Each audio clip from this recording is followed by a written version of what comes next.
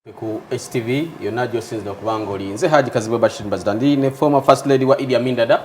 Mama Madina Amini. Mama, government ya Amin abantu bagirwanyisa bangi mu biseera bye tewaliwo kwekalakasa, tewaliwo opposition nti ate kulonda, tewaliwo byonna naye abantu bamala ne bawamba government. Kinjagala okumanya mwalabako ku bubonero nti government egenda kugwa oba mwakyekanga nammwe? Omuntu bw'obeera ndowooza ku mulimu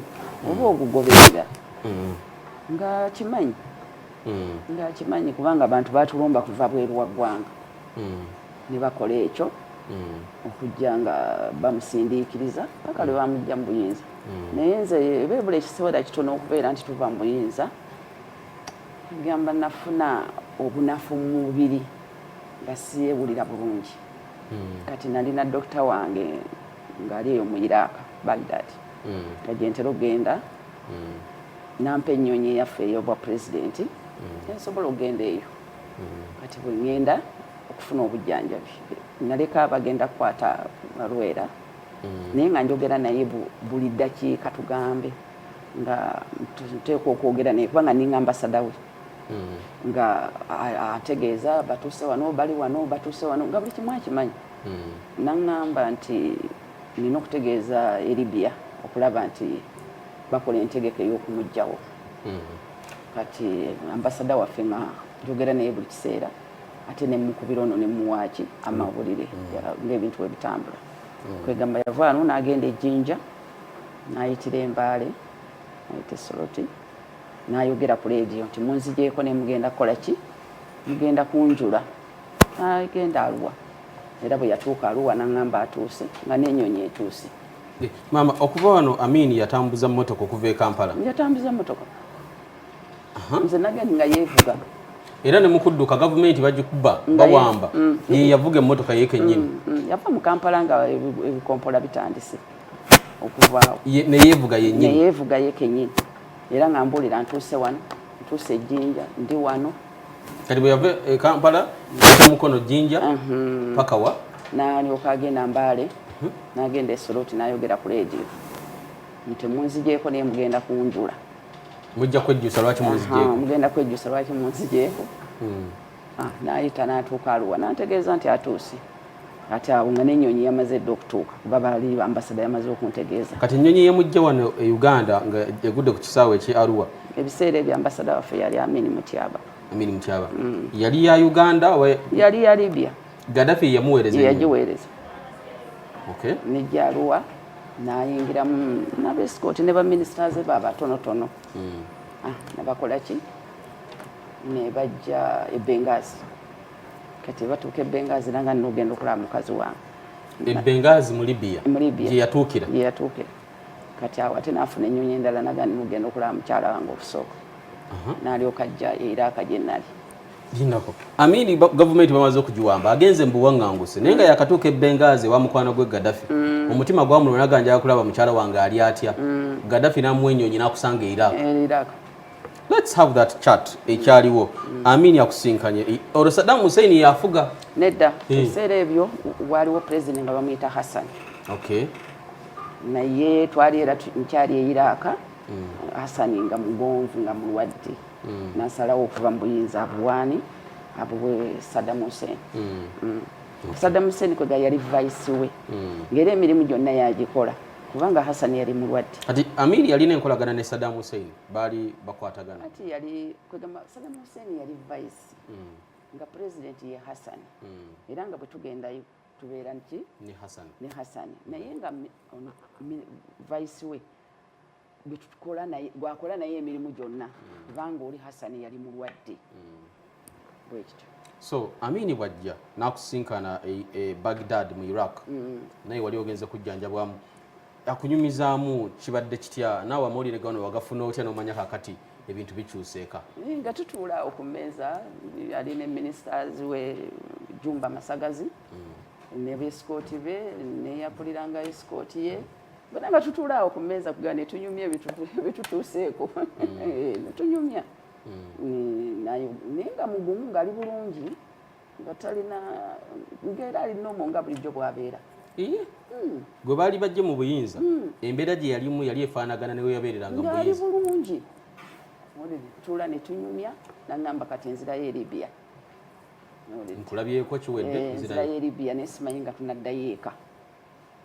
bwatyo bwe yaŋŋamba nga nsiibula simanyi nti tunaddamu okuddayo eka e Uganda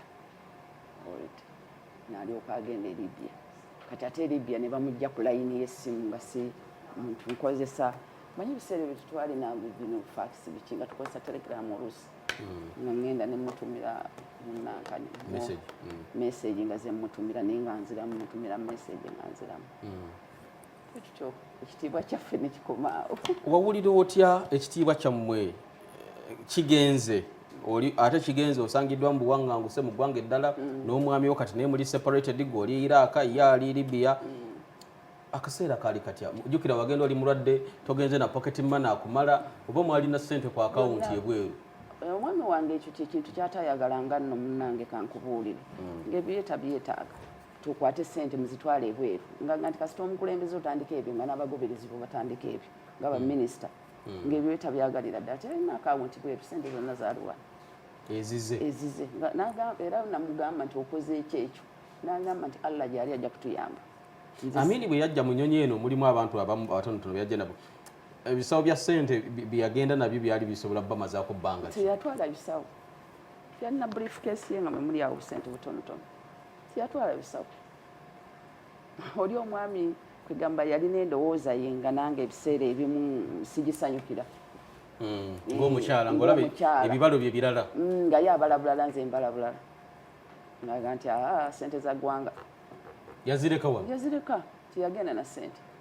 era oli agamba nti Amini yagenda n'ebisawo nze ndi mukazi we aba alimba mama kino kyeyakola kyakikola kyakikaki ye bw'atyo bwe yasalawo ogenze owadde president Bank of Uganda ogirina byonna eri mikono gye naye teyagenda na ssente kati nga yeesize era kyova olaba nti famire ye tuli mu bulamu obwa bulijjo tetuli mu bulamu bwakwejalabya kubanga ye munnaffe obulamu bwe yatuwangalizamu bwebu bwakoma bwebu yene yalina ebintu ebikalu wano bingi naye katusuubire tubijja kutereera mpola tulabe nti tufuna ebintu byaffe ebyo mpola mpola naye okuga nti agenze ne kutiya nalaba kutiya ng'ava Libya ajja mu Uganda nga omukulembeze amuwadde ssente ez'okuyamba eggwanga kutiya wagirabako kutiya ya ssente amakutiya ne mugamba owange nina ekutiya emu esigale wano nangamba zigenda mu banka ssente za ggwanga. Wow, Amini Gaddafi yawa ssente yawa Amini ssente nga ziri mu makutiya ne baziteeka ku nnyonyi ne zijja twali naye ne tujja omuganda wereka twekubeko ekisawo kino kisigale wano nti enkya kuba twazireeta kiro enkya zigenda mu Bank of Uganda ssente za ggwanga nze nkolerera ggwanga musigalawo nga muli awo ngamba kino ekisawo ekimu kyandisigaddeko wano tinedda ssente za kameeza za ggwanga yes ye Amini bw'atyo embutuufu ebyo byo nze nkubuulira ndi mukyala we teyagenda na ssente ng'ava mu Uganda briefcase awo nga bbiri zokka wetuli naw njagala tube nga twongera okwetegereza Amini wagenda Baghdad n'omusisinkanayo because ng'akyali mu Benghazi wagenda n'omusisinkanayo wava Iraq n'ojja gye yali oddamu ddi omusisinkana bamuleeta butereevu ngamba amaze okusisinkana e Baghdad oli mulwadde akulabya akusibudde agambye nzizeeyo e Libya ewa Gaddafi naye mugoberera ne mujja e Libya nasigalayo kuba nali nkyalegoberera treatment nensigalayo nga nkyajjanjabibwa oluvannyuma nenvaayo ngera tulina connection ndi wano yaŋŋamba ndi wano bwe tutyo tuusa oluvannyuma lwetwasinkana mwasinkana Amini obulamu bwe businga obwo oluvannyuma yabuwangalira Saudi Arabia naye yasooka n'awangalako mu Libya n'amalayo ebbanga oluvannyuma n'alyoka agenda Saudi Arabia kubanga kingi oyo Faizo yali amuwadde obutuuzi okubeera mu Saudi Arabia naawe lwomwegattako e Saudi nga mwegattako naye nga ne wendi nga tulina contact naye mwenyini najja gyendi era bwe yajja e Congo twali Congo Kinshasa wano ne batya ne balowooza ajja kuyakuba yes nakiwulirako nti yajjako e Congo eyo ngayagala kukoma wawambe ti Mobutu namugamba ate owamba tekyali mu bwekityo ngazze okulaba ne famire ye ekyo kyekyali ekisookera ekigendero kyali kyakujja kulaba abantu be naye nekiwanvuwala neera yalwawoko ekiseera ekonga nga tuli naye then namala n'addayo adda Saudi oba adda Saudi adda Saudi Ejidda katulabe obulamu bwa Amin Saudi Arabia bwatuuka eyo yaliko omukulembeze eggwanga Kabaka Faiza amuwadde baba wa nyumba baba wa muzigo mwaberanga ku kota z'abakozi ba gavumenti e Saudi Arabia mwasulanga ku muzikiti ku nyumba ya ku muzikiti mwaberanga no ejambo bw'obeera omufuzi n'ogenda mu ekizaire kyokka ng'ensi eyo ekuwadde okubeera political asylum bakuwadde obubudamu lw'ensonga z'ebyobufuzi batwala obuvunaanyizibwa ng'era eyali omufuzi era nabo batwala obuvunaanyizibwa okubeera nti balabirira famire ye omwami wange ne famire okumuteeka mu nnyumba erabika nti nnungi okumuwa buli kyaba yeetaaga buli kimu kyonna nga weekiri kwegamba ng'era alinganga bwe yali wano kwega batwala obuvunaanyizibwa obwo nga bwoga nti omuntu mukwano ogwafunye ekizibu ate wakkiriza okubeera naye siraba nsonga lwaki oba omuyisa bubi yali bulungi nnyo nga talina mutawaana kati ennyumba baali bagibawa nga mwe mubeera bisenge bimekaawo maama sijja kubyogera nnyo byonna ebyo weewaawo naye nga mwali comfortable obulamu bwali bulungi baali bamulabirira bulungi bambi yatambulanga okuva mu nnyumba era ye nga yeevuga Saudi ayagala nnyo ebyokwevuga ngaera yeevuga yafuna emmotoka ngaali mu steeringi atayagala nnyo ebintu ebyo byakugamba nti bamuvuga era mu steeringi n'abaana be ate Mukama n'amuyamba abasinga baba ne bakula now obulamu mwabusanga mutya mugenze mu nsi empya Saudi Arabia nga egamba ekiseera ekyo nze ku lwange nalaba nti ekiseera kizibu nnyo ku saidi yange ekizaire toli mu ggwanga lyo ekyo kimu ate temukoze entegeka yonna ekitegeera muvuddemu buvi bwe muti mu ggwanga nalaba ng'ekiseera kizibu ate nekiba n'ekiseera kizibu eky'abaana omanyi abaana baali basomera wano ate okubatwala eri okutandika obulamu obupya batandika okuyiga ennimi era kyova olaba abaana bange wano tebamanyi nti bannayuganda abantu betubeera nabo bamanyi bafolena kuba boogera ennimi si za wano owulidde abalala boogera French abalala boogera Luwarabu olaba obuzibu obwo abalala kati boogera English waba America babali mu America kakati bwe bajja wano oyo mu America ono mu Congo towulira bayogera French ngate munnansi wa wano kwega kiva muki mu mbeera gye twalimu ereeta obuzibu era osanga obuzibu bungi mu baana ate omanyi engeri omukulu gye bamukuumeeyo kati okuba abasirikale nga nze yali first lady bankuuma biri biki kati okusigala bakuwanga obukuuma okay luli baali bakuuma nga okyali first lady naye bw'ova mu bitiibwa wasigala bwannamunigina tosobola nagamba nti otambule mu luguudo awo owulira ekizibu nga wenna toweesobola wamanyira okuba nga olina obukuumi wamanyira okubeera mu bukuumi obwo nze namala emyaka 2 nga sifuluma nabweru nga mumaze okuva mu bitiibwa nga sifuluma bweru ndi mu nnyumba bwenti emyaka eki kwegamba obeeramu ekizibu mu mutima nga Mungu yabagerere nga bageze ekigambo kinene kwegamba obeera n'ekizibu kubanga n'obeera n'abantu kakati otandika okulowooza nti buli muntu ayinza okukola obubi ovaamu okutya nenze ku lwange bwekyali nalwawo naye nafuna mikwano gyange abaka pulezidenti ne baŋŋumya obulidde ne baŋŋamba nedda si bwetyo bwetambula kyalwawo okuyingira mu birowoozo nti ntambula nze kakati kyalwawo era ndi bwomu kale kyeŋŋamba kirina ekintu kyekikuleetako ku mutima gwo ku lwange bwekityo nalwawo okutereera temwalina malala oba mwagalina ng'ebitiibwa ebyo pompe eyo first lady kiki kyonna nsonga kyasinziira ati ku mwami wange engeri gye yeeyisangamu kati naawe omukyalo oba olina okugoberera omwami kyaba akola ki kyaba akola ega nawangaalira mu bulamu bw'omwami wange bw'atambuliramu tetwalina malala n'akamu twabeeranga n'abantu era nga tusaala ffenna mu mizikiti ne tumala okusaala ne tunyumya nabo tuyingira mu motoka ne tugenda ate nongera nti ng'ebiseera ebisinga yeyeevuga nga besikoti baffe bawone nga si bangi nti batume bantu bangi bakuume ekifo ebyo tebiriiwo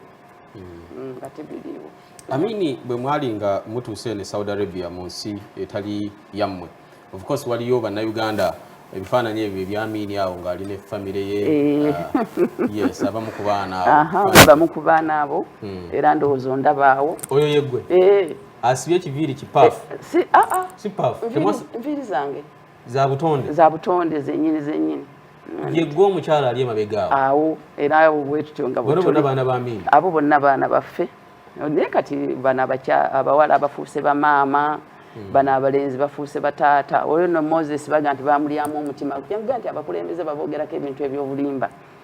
Moses yaliwa guyo ayambadde akasaati ak'obukuubo mu maaso wano mu maaso awo atunudde mu kitaawe ono ge yali ambuuza juzi wano omuvubuka wano agambe nti bakola naye guyo Lumumba Hussein eyo yawo aliranye Moses kale baba nga beegoberera balinga madaala kale gwe mulimu ogwo gwe nasigala ku mulimu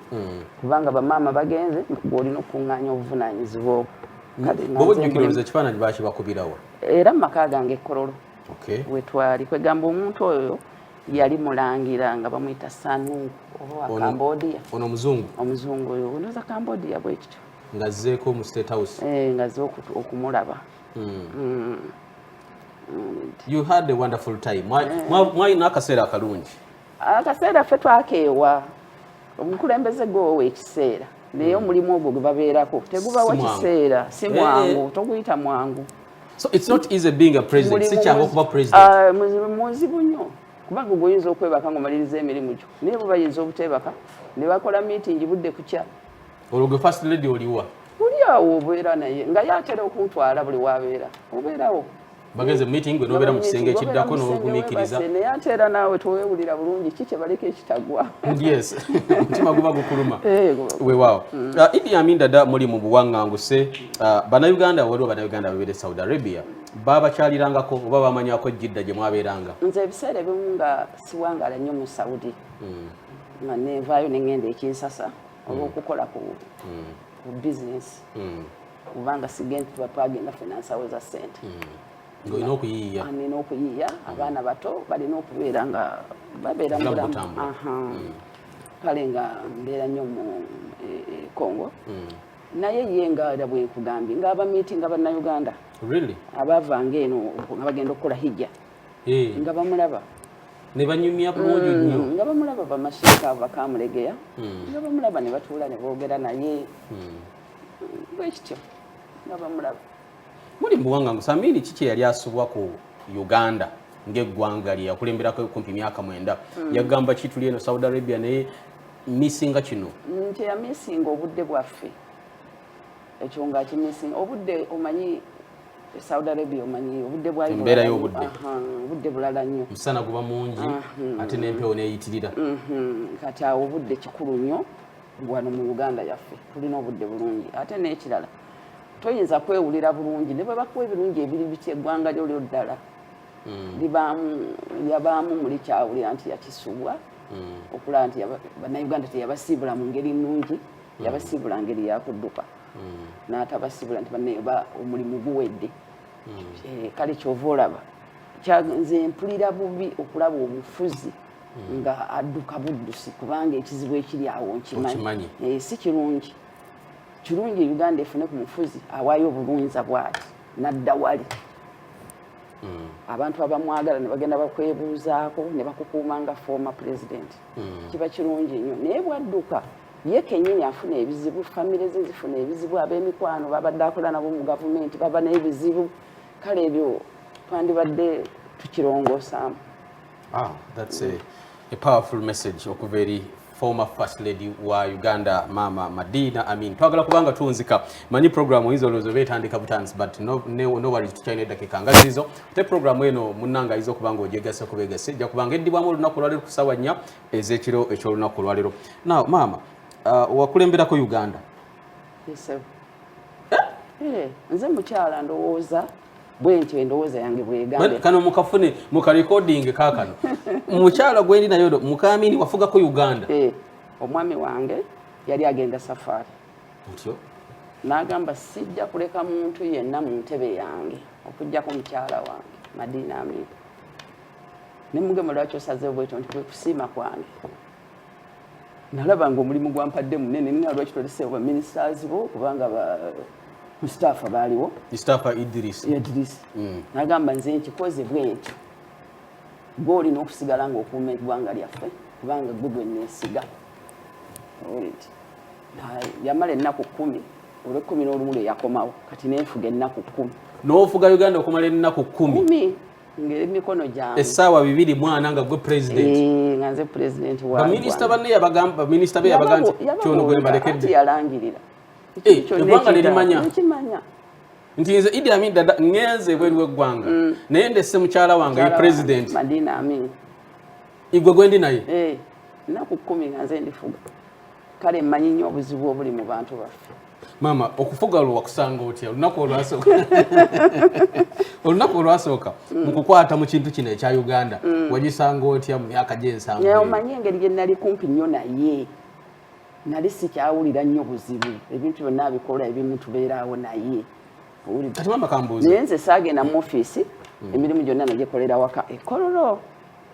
owulidde kati nga nkolamu kyemmanyi nti nkisobola kyesisobola kati mama okufuga eggwanga kibeera kitya kati bwadi omuntu ayinza okugamba nti emmotoka yange eyo givuge n'okwata ekisumuluzo n'oggulawo oluggi n'otuula ne weesiba omusipi n'ostartinga n'olinnya ku biziiza n'omuliro n'obeera ng'oli n'ovuga n'osimbula kati okuvuga eggwanga kyeki kiba kitya nze ndowooza okufuga obwe yakwasa biki byewakola okufuga eggwanga zisinziira embeera z'omuntu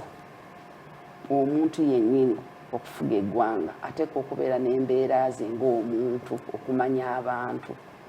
kuba kati nze nali ndudde naye ng'abantu baffe mbamanyi ate nga n'ebizibu byaffe mbamanyi era bwe natwala eggwanga baali batadde redi broka nnyingi nnyo mu makubo ey'Busega ng'esumbuwa nnyo abantu n'endagira ziveewo era ne bazijjawo tokyali first lady oli president ne mbagamba bazijjewo bannayuganda batambule nga beeyagala lwaki babeera nga babateekako redi block ekiragiro kya president mukyala Amini nekikolerawo era abasirikale bampuliriza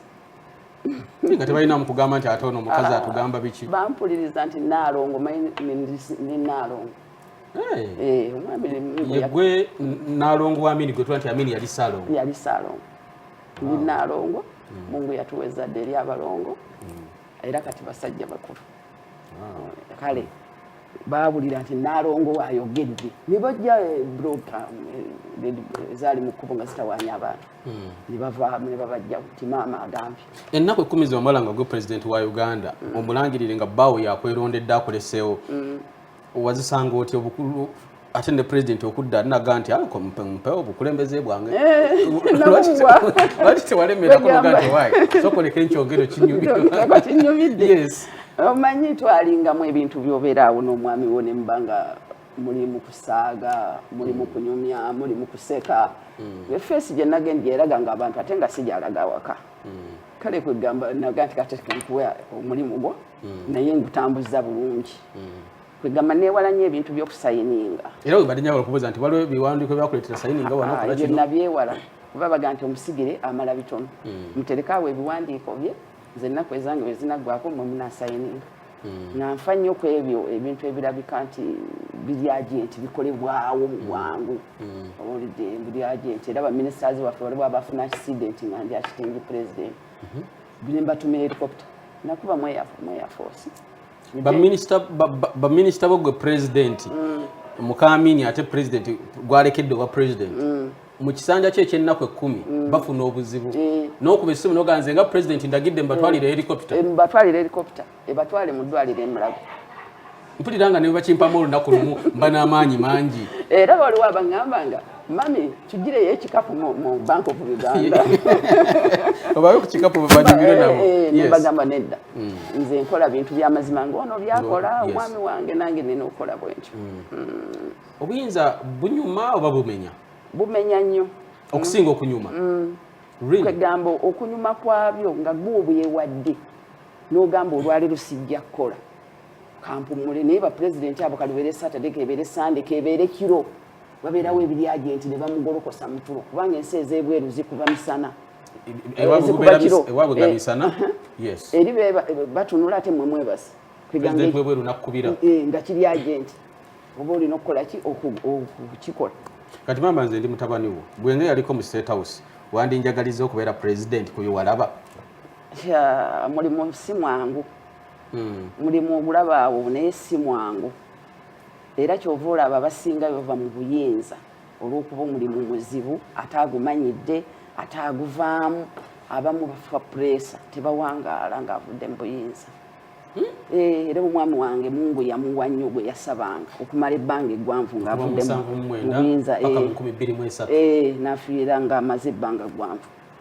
kwegamba mulimu buzibu bw'ogumanyiira eyo nayo kizibu kyovula nti abamu balemera mu buyinza kubanga amanyidde tayagala guleka alinamu byalaba nti bwaleka afuna obuzibu kati n'abeerera ddala tayagala guta ate akola akooye nga bw'obimanyi yandibadde ng'awulira akooye naye waliwo bw'atuuka wali ekimusika ekimulemesa abeerawo awo ebizibu awo obudinaga nti bwendeka kangende nakyo ono atubulira ku experience ng'eya First Lady Idi Amin Dada kyeyalabanga kubanga wano twalina OAU ne bajjako Gowani wa Nigeria nendaba embaga bamugirako ng'ali wano netugenda n'omwami wange okutuula okumugumya naye ng'olowooza alinga mukyala avudde muleeba okuzaala sako tunyumizeko yesu nalaba ebifaananyi ebyo Yakubu Gowani yali president wa Nigeria tutuuzize olukuŋŋaana lw'abakulembeze ba Africa ku International Conference Center aba atudde bw'ati bajja bodyguard wa mukuba akama mugambo waayo bakuwanga babuulira mwami wange babuulira president Amin n'ayimiriza meeting n'abagamba bamugumiikirizeeko akomawo dinako president bamubuulira ng'ali mu lukiiko mwennyini wadde okola wano bamubuulira ebirala nga OAU tudde abakulembeze ba Africa bonna batudde babuulira Amin nti omu ku ba president abali awo ewaabwe bamuwambye kati n'asitukawo n'agamba banne munsonyiweka n'asitukawo n'agenda ebbali n'atuma bamuyitire bayite Yakubu Gowani ne ba ministers be bajje waali ne basituka ne delegation yonna gye yajja nayo kugira abantu be yajja nabo ne batuuka n'amugamba munnange bakuwambi Nigeria obuyinza bugenze Yakubu Gowani bakuwambi oli Kampala kugamba olaba nti omuntu ali mu kizibu okuvaako obuyinza kintu kizibu okujjako nga omukulembeze mwennyini yayagadde n'awaayo ekyo kibeerera ekyangu ekiba kyangu kubanga bakkiriza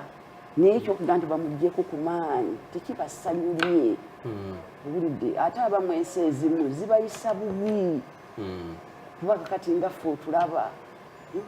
nali mukololo nga mwensula mu maka gange ag'ekkololo Prince Charles Drive plot 10 kyokka kati olwaleero weewuunya oyitayo obuyise ng'otya n'okulingizaayo ngendayo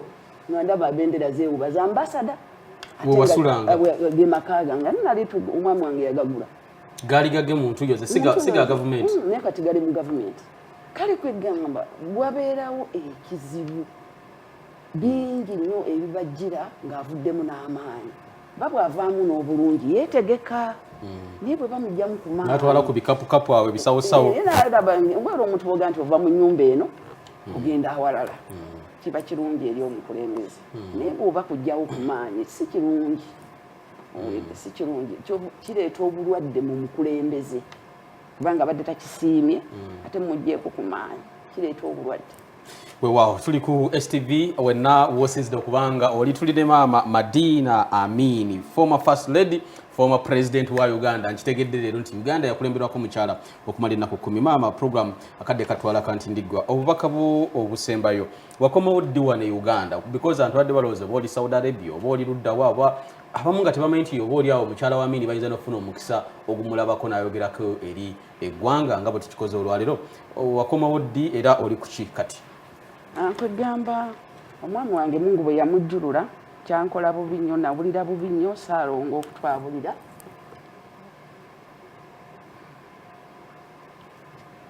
nja konsolibwa namalayo emyaka ndozanga 5 awo oba 4 n'ekitundu awo 5 nenvaayo nengenda e Libya ne meetinga Gaddafi nemugamba muganda wo yatwabulira n'alaba bubi bambi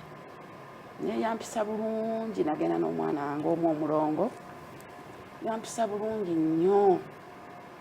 naŋŋumya nagamba mwensi mwe tutambulira naye eddayo eka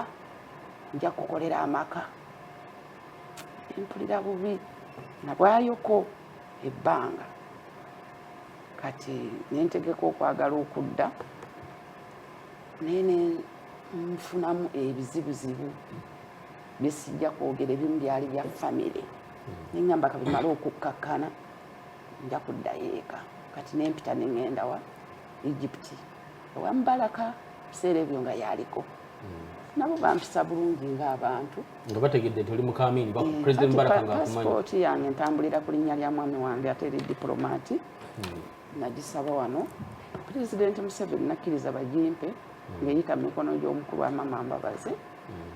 nga bwe ntambula naye oli bwakiraba bw'ati abakitegeera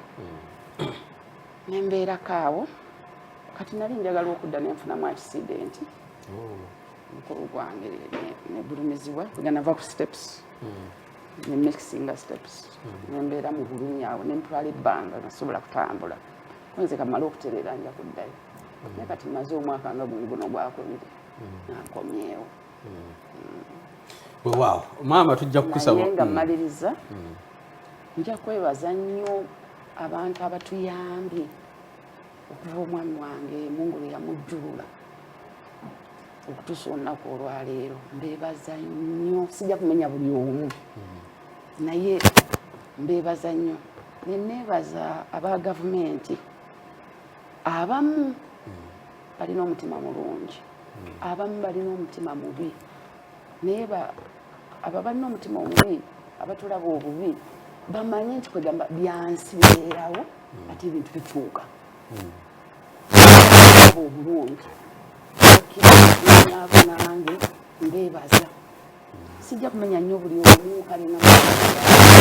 mukyala mulungi omukulu gwe yagamba okukola entegeka nkomewo mu ggwanga wano muntu mulungi nataalimukalinda agamba kino ajja kukikolera akikola abalala b'omulimu gwabwe sinna ntenyinza kwogera kati neneebaza ne pulezidenti okulaba nga yakkiriza nti tuyinza okudda mu ggwanga lyaffe n'abaana baffe naye obuzibu bwe tusanga naye bukyaliwo naye olunaku gwa mpola. Wow. Mu luweereza lwaffe oluddako story ya maama ebadde very moving and very touching. Tujja kubanga tumukomyawo Mungu atwadde obulamu n'obusobozi. Maama atubuulire ali kuki takitubuulidde, atubuulire plans ezo maaso ziri zitya ne family ye byonna ebintu bya Amini biri kuki. Tujja kufuna obudde maaso awo abeere nga atunyumiza mu nteekateeka ennene. Nze Haji Kazibwe Bashir Mbazida nkwagaliza ko bulungi. STV, it's happening. Akume.